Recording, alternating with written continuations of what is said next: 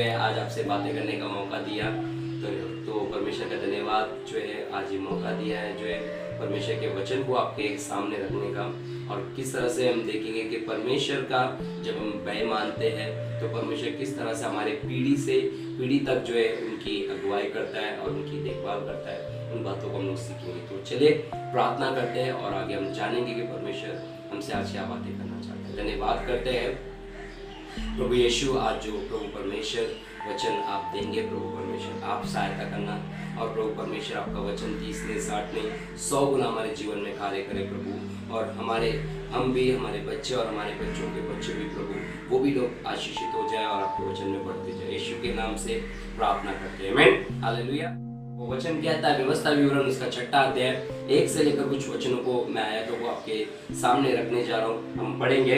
वहां पर कहता है व्यवस्था विवरण 6:1 से लेकर, यह वो आज्ञा अब और वे विधियां और नियम है जो तुम्हें सिखाने की तुम्हारे परमेश्वर यहोवा ने आज्ञा दी है कि तुम उन्हें उस देश में मानो जिसके अधिकारी होने को पार जाने पर हो। और तू और तेरा बेटा और तेरा पोता यहोवा का भय मानते हुए उसकी उन सब विधियों और आज्ञाओं पर जो मैं तुझे सुनाता हूँ अपने जीवन भर चलते रहे, जिसे तू बहुत दिन तक बना रहे। हे इज़राइल सुन और ऐसा ही करने की चौकसी कर, इसलिए कि तेरा भला हो और तेरे पितरों के परमेश्वर यहोवा के वचन के अनुसार उस देश में जहाँ दूध और मद की धाराएं बहती है तुम बहुत हो जाओ। हालेलुया।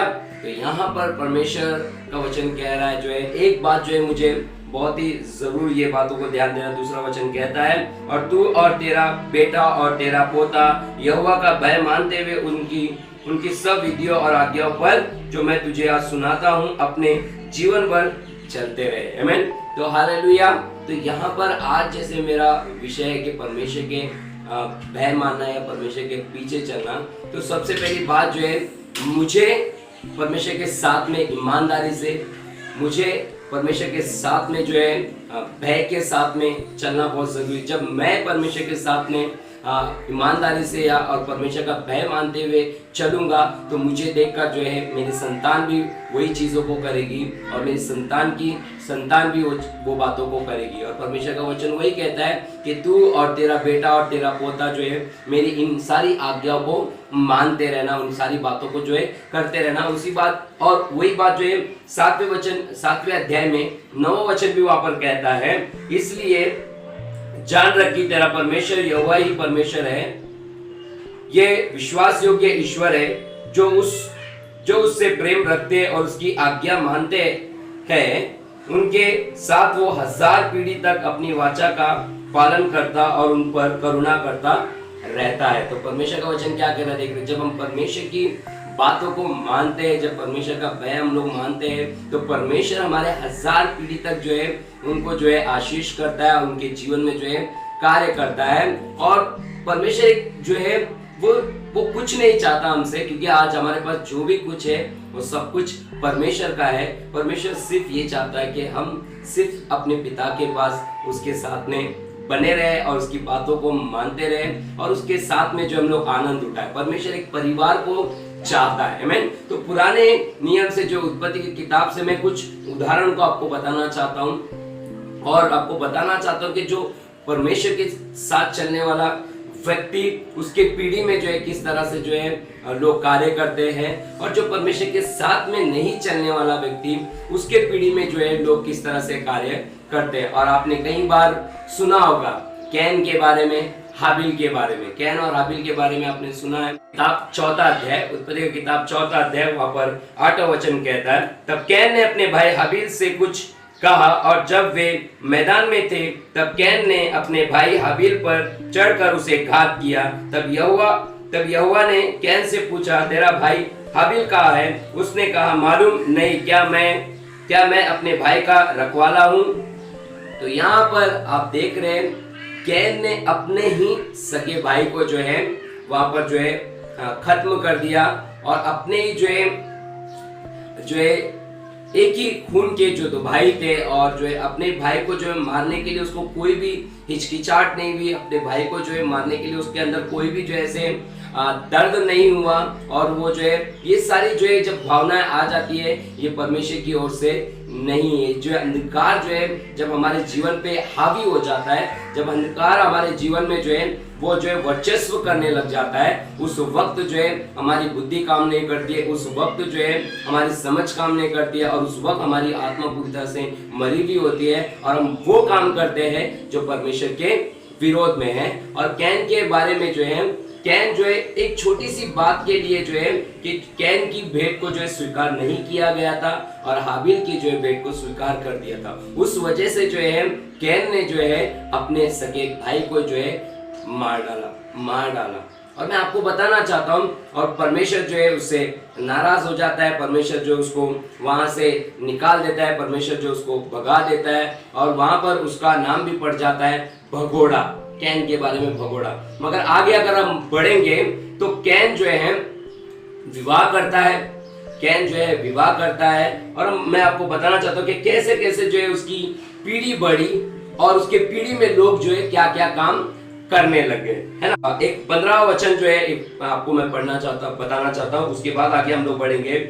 इस कारण यहोवा ने उससे कहा, जो कोई कैन को घात करेगा उससे 7 गुना बदला लिया जाएगा। क्या परमेश्वर के सामने जो है कैन रिक्वेस्ट करता है कि वो बोलता है कि जो है मैं जहां भी जाऊंगा तो लोग मुझे मार देंगे। तो परमेश्वर ने वहां पर बोला था कि अगर ठीक है कोई बात नहीं, अगर तुझे कोई सताएगा या तुझे कोई मारेगा तो उससे जो है 7 गुना उससे बदला लिया जाएगा। और यहोवा ने कैन के लिए एक चिन्ह ठहराया, ऐसा ना हो कि कोई उसे पाकर मार डाले।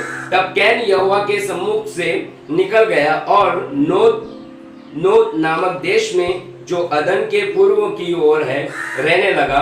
जब कैन अपनी पत्नी के पास गया तब वो गर्भवती हुई और उसने हनोक को जन्म दिया। फिर कैन ने एक नगर बसाया। यहाँ पर मैं आपको बताना चाहता हूँ मानसिकता कैसी होती है।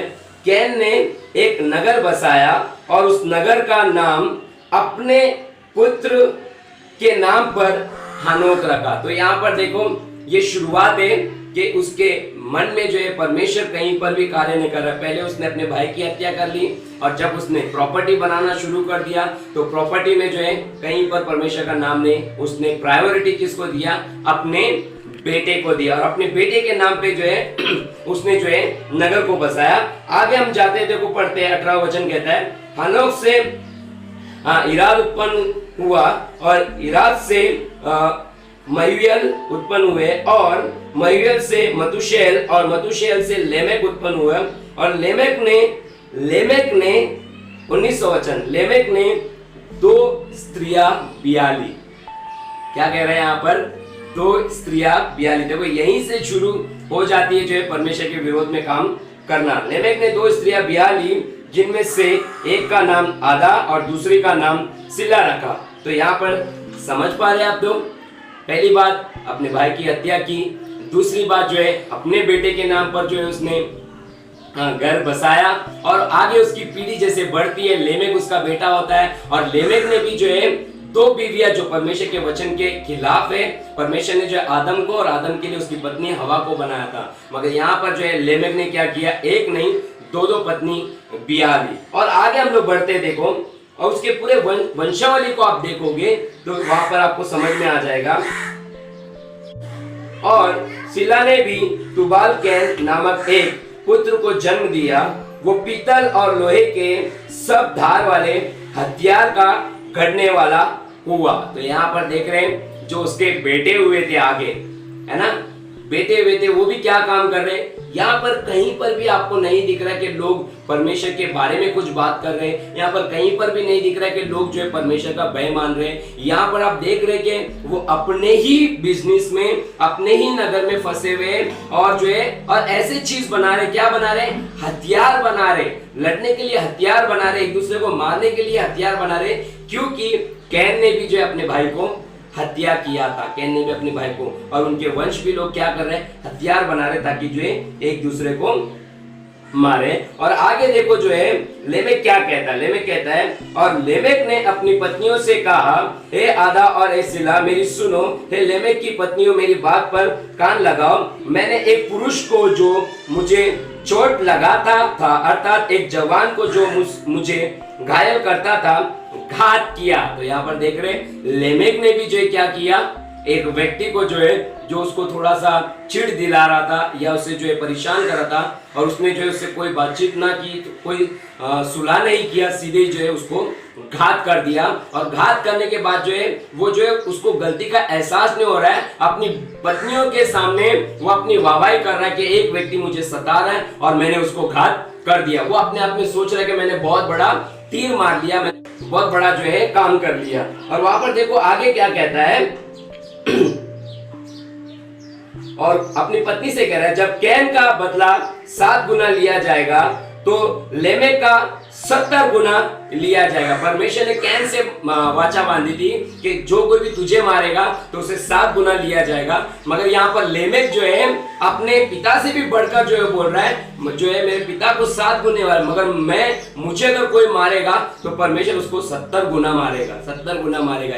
ये परमेश्वर ने कहीं पर भी नहीं कहा था, परमेश्वर ने कैन के लिए कहा था। मगर लेमेक जो है अपने लिए बड़ा चढ़ा के जो है बातें कर रहा है, क्योंकि यही शैतान काम करता है, परमेश्वर के वचन को जो है तोड़ मरोड़ कर जो है पेश करने की कोशिश करता है। तो यहाँ पर आपने देखा कि कैन के वंशावली में जो है लोगों ने क्या क्या कर रहे, नगर बसा रहे, शादियां कर रहे, है ना, और जो है हत्या कर रहे, और कई सारी ऐसी बातें कर रहे जो है जिस परमेश्वर के खिलाफ है, क्योंकि इनके अंदर परमेश्वर का भय नहीं है। ये लोग जो है परमेश्वर के साथ में नहीं चलने वाले। उस वजह से इनकी मानसिकता ऐसी भ्रष्ट हो गई है कि इनके अंदर प्यार नहीं है, इनके अंदर दया नहीं है, इनके अंदर जो है कोई भी जो है ऐसी बातें नहीं जो परमेश्वर को पसंद है, और ये पूरी तरह से परमेश्वर के विरोध में। क्योंकि जो बोलते हैं ना, बुनियाद ही अगर गलत है, बुनियादी अगर नींव ही गलत है तो पूरी इमारत भी जो है वो पूरी तरह से गलत है। उसी तरह से यहाँ पर कैन जो है वो बुनियाद था, वही जो है गलत काम किया, उस वजह से उसकी पीढ़ी में भी जो है लोगों ने गलत ही काम किया, परमेश्वर के विरोध में काम किया।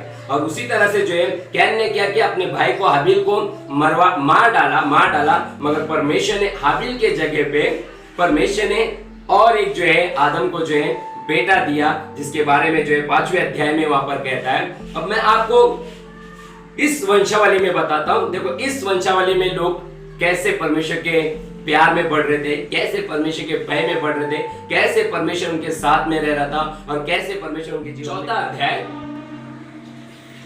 जिसे मैंने बताया कि जो है कैन के वंशावली में कैसे वो परमेश्वर के विरोध में काम करते गए, उसी तरह से परमेश्वर ने जो है हाबिल के जगह पे जो है शेत को खड़ा कर दिया।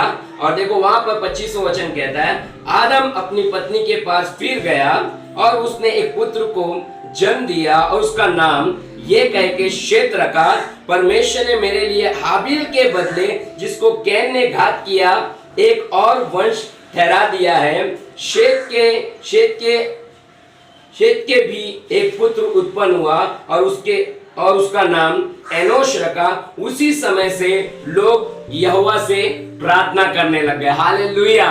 तो आप देख रहे हैं जैसे ही परमेश्वर ने जो है, शैतान ने जो है परमेश्वर की योजना को खत्म करने की योजना बना लिया था, मगर परमेश्वर के पास हर बार जो है एक प्लानिंग जो है कैंसिल होता है, तो परमेश्वर बी प्लानिंग जो है वो रेडी रखता है। और वहां पर वचन कहता है कि परमेश्वर ने हाबिल के जगह पे शेत को जो है आदम को दिया, और शेत का जो बेटा एनोश हुआ। और वचन कहता है उस समय से लोग जो है क्या करने लग गए, परमेश्वर से प्रार्थना करने लगे। एनोश का मतलब जो है वो यहोवा से प्रार्थना करना। और भी कुछ आगे बातें हैं मैं आपको बताना चाहता हूं जो है। और उस वंशावली को आप पढ़ोगे, 5वें अध्याय को आप पढ़ोगे, तो वहां पर उसी वंशावली में से जो है सबसे ज्यादा आयु वाला व्यक्ति जिसका नाम जो है मतुशैल है। मतुशैल है जिसने जो है सबसे ज्यादा, जो आदम से भी ज्यादा उसने जिया, 969 इयर्स जो है वो जिया। आदम जो है सिर्फ 930 साल जिया, मगर मतुशैल उसके वंश में से जो है मतुशैल जो है वो 969 इयर्स का जो है होकर जो है वो हनोक था। हनोक के बारे में वहां पर लिखा गया है। हालेलुया। 18 वचन को आप पढ़ोगे, 5वें अध्याय का 18 वचन, जब एरेद 162 वर्ष का हुआ तब उससे हनोक का जन्म हुआ।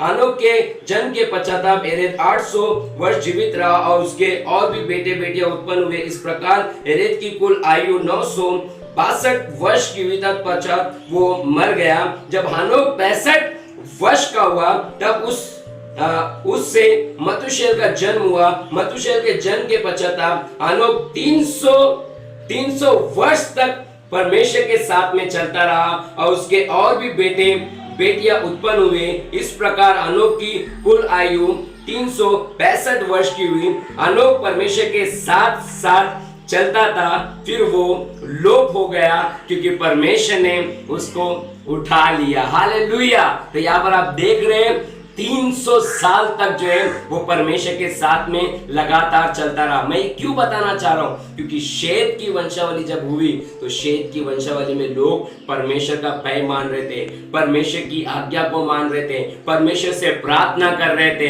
परमेश्वर के साथ में चल रहे थे। और परमेश्वर के साथ में जब चलते हैं तो वहां पर कहता है वचन, परमेश्वर ने हनोक को जो है उठा लिया। हालेलुया।